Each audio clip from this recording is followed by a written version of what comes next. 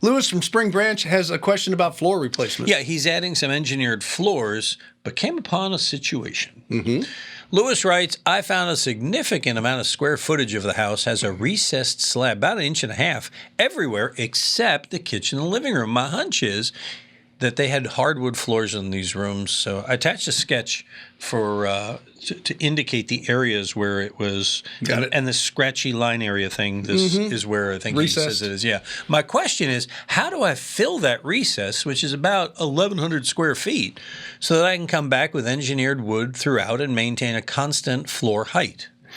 In the 50s, they used to recess the slab. Okay. World War II had just finished.